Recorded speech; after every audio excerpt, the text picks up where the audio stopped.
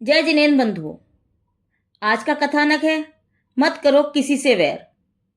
बहुत वर्षों पूर्व श्रावस्ती नगरी में श्री जी शत्रु नामक राजा राज्य करता था। उसके पुत्र का नाम था मकरध्वज। उसी नगरी में एक सेठ कामदत्त निवास करता था। एक दिन वह अपनी गायों भैंसों को देखने आया।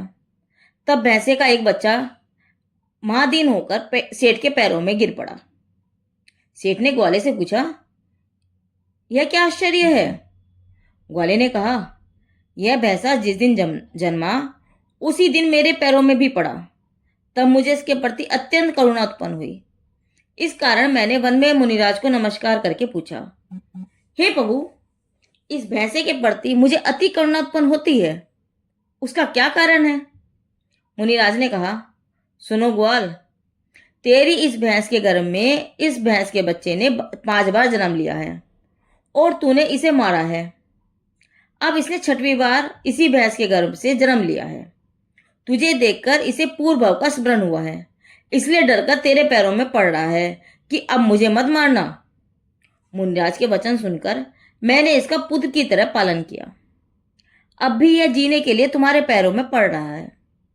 ग्वाले का यह वचन सुनकर सेठ ने दया करके राजा से उस भैंसे को अभयदान दिलवा दिया। एक दिन पूर्व भाव के वैर के कारण राजा के पुत्र मगधध्वज ने भैंसे का एक पैर काट लिया।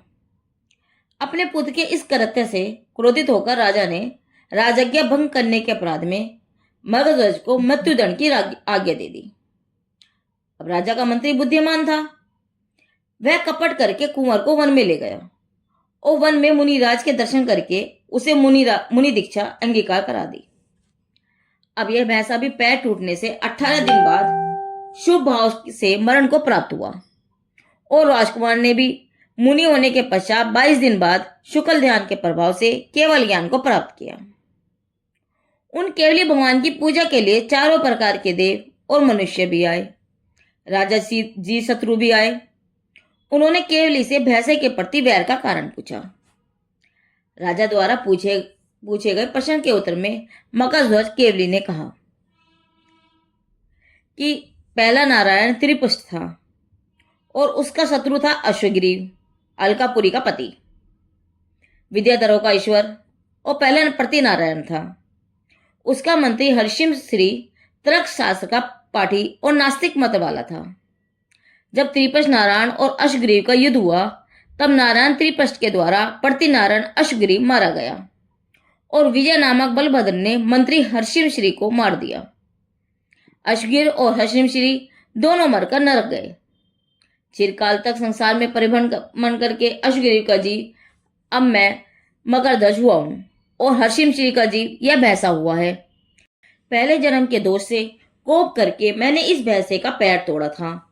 वह अकाम निद्रा से लोहित नाम का महाअसुर हुआ है। वह भी यहाँ वंदन भक्ति के लिए आया है। हे राजन, इस लोक में सभी जीवों के साथ मित्र भाव रखना चाहिए।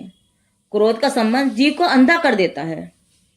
इस कारण से हे राजन, जो मोक्ष अभिलाषी हैं उसे क्रोध को वश करके शांत भाव अंगीकार करना चाहिए।